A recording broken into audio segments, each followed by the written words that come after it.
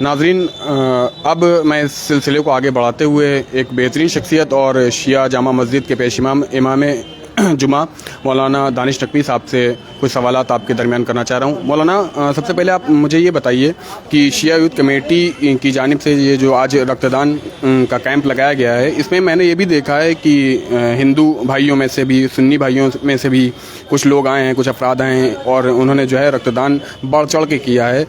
तो इसके बारे में आपके क्या ख्यालात हैं, यह हमें बताइए।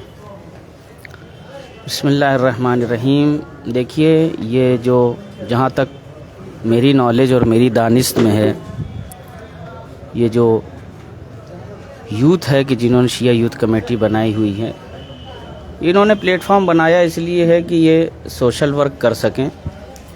और जब बात सोशल वर्क की होती है, समाज सेवा की होती है, तो वो पूरे सेवा भाव के साथ की जाती है और बिना किसी तासुब के की जाती है। जब आदमी समाज सेवा करता है तो वो ये नहीं देखता कि हिंदू आ रहा है कि मुसलमान आ रहा है, कौन आ रहा है। तो जब वो अपनी सेवा प्रदान करने में किसी तरह का कोई तासुब नहीं करता, तो लोग भी उसके साथ सहयोग जब करते हैं तो वो मुंह देख करके सहयोग नहीं करते हैं।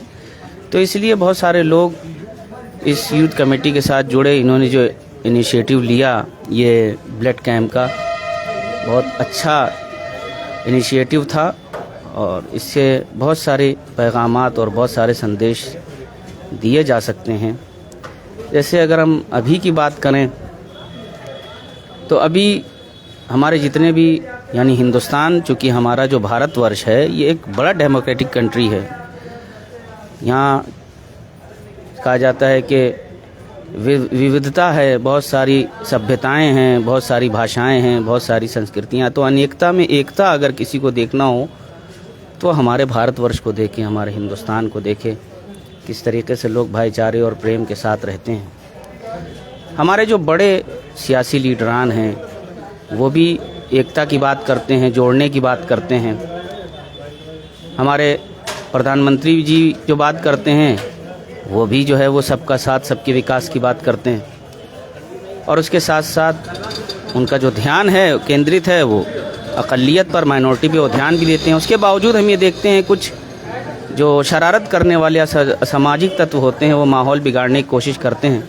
ख़ास तौर से इधर कुछ दिनों में लास्ट फ्यू डेज़ हमने ये देखा कि कुरान मजीद को लेके, जो कि मुसलमानों की आस्था का विषय है और जो अमन व शांति का पैगाम अल्लाह की किताब देती है, उसको लेकर के बहुत सी बातें कही गई। देखिए, मेरे जेब में इत्तेफाक से कुरान मजीद है। मैं हालांकि यूथ कमेटी ने इसको अपने बैनर पे भी लिखा, लेकिन जानबूझ के मैं चाह रहा हूँ कि उसको आपके सामने पढ़ दूँ। जैसे कि कुरान मजीद ये कह रहा है, मैं उनकी बात कर रहा हूँ जो सोशल मीडिया पे आकर के अफवाहें फैलाते हैं और बातें करते हैं कुरान मजीद के बारे में और मुसलमानों के बारे में। देखिए कुरान क्या कह रहा है। सूरह हुजुरात जो कुरान मजीद की सूरह है और उसमें आयत नंबर है 6 कि या अय्युहल्लज़ीना आमनू इन जाअकुम फासिकुम बिनबइन फतबय्यनू अन तसीबू कौमन बिजहालतिन फतुस्बिहू अला मा फ़अलतुम नादिमीन।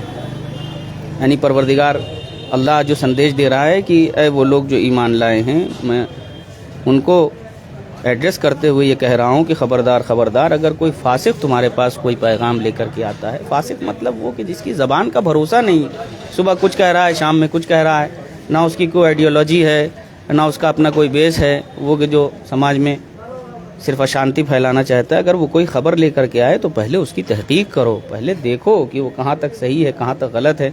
ऐसा ना हो कि उसके कहने पे कोई एक्शन ले लो और बाद में तुमको जो है वो उससे निदामत हो, शर्मिंदगी हो, बाद में तुमको खेद व्यक्त करना पड़े, तो ऐसा काम ना करो। तो देखिए, ये कुरान मजीद है, जो कुरान साफ साफ ये कह रहा है। तो अब इसी को बेस बना के हम आपसे कह रहे हैं, दिन रात जो कुरान के बारे में तरह तरह की बातें हो रही हैं कि कुरान जो है वो लोगों को बुलाता है खून बहाने की तरफ, तो ऐसा नहीं है। कुरान साफ़ तरीक़े से, सूरा 5 है ये, सूरह अल-माइदा, जिसकी आयत नंबर 32 है, जहाँ साफ़ तरीक़े से अल्लाह हुक्म दे रहा है कि मन क़तल नफ्सन बिग़ैरि नफ्सिन औ फ़सादिन फ़िल अर्द फ़कअन्नमा क़तलन नास जमीआ, कि जिसने भी किसी को, यहाँ पर मन का मतलब ये है कि किसी को भी, इसमें किसी धर्म की कैद नहीं है कि किसी धर्म विशेष धर्म नहीं, किसी को भी अगर बेगुनाह कत्ल करता है तो ऐसा है जैसे उसने सारी मानवता का कत्ल किया हो। क्योंकि हो सकता हो जिसका आपने कत्ल किया हो वो समाज में बहुत सारी जिम्मेदारियां और दायित्व निभा रहा हो, तो वो तो गया, तो जितनी भी चीज़ें हैं वो सब के सब प्रभावित होंगी या नहीं होंगी। इसी तरीके से आगे कुरान ये कह रहा है कि जिसने किसी एक को जीवन दिया फ़कान्नमा अह्यन्नास जमीआ, ऐसा है जैसे उसने सारी मानवता यानी मानव जाति को हयात दी हो, ज़िंदगी दी हो, जीवन दान दिया हो। तो मैं समझता हूँ इनका जो इनिशिएटिव है, ये ब्लड डोनेशन कैंप, ये रक्त शिविर जो लगाया, रक्तदान शिविर जो लगाया है, कहीं ना कहीं इसमें ये चीज़ मौजूद है कि जिस तरीके से हमारी रिसर्च कहती हैं कि रक्त का अभाव हो जाने से कई जानें चली जाती हैं। तो इस प्लेटफॉर्म से शायद ये यूथ ये मैसेज देना चाहती है कि दुनिया आए, देखे कि हम दूसरों के लिए कैसे सेवा कर सकते हैं और इस तरीके के काम होते रहना चाहिए।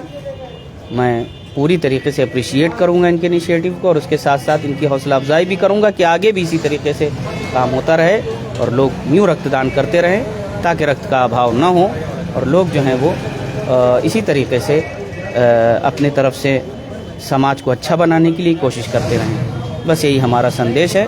मैं मुबारकबाद दूंगा इस कमेटी को भी और उसके साथ साथ उन तमाम लोगों को जो इसमें सहयोग कर रहे हैं। अल्लाह उनको भी जो है सलामत रखे और उसके साथ इस कमेटी की भी तौफीक़ात में इजाफ़ा करे। वस्सलामु अलैकुम वरहमतुल्लाहि वबरकातुहू। नाज़रीन, जैसा कि आप देख रहे थे कि मौलाना मौसूफ़ ने तफसील से जो है रक्तदान के बारे में अपने विचार विमर्श किए। हम जो है इनका पूरी तरह से आभार व्यक्त करते हैं और इसी के साथ जो है यहाँ पे इस इंटरव्यू का समापन करते हैं।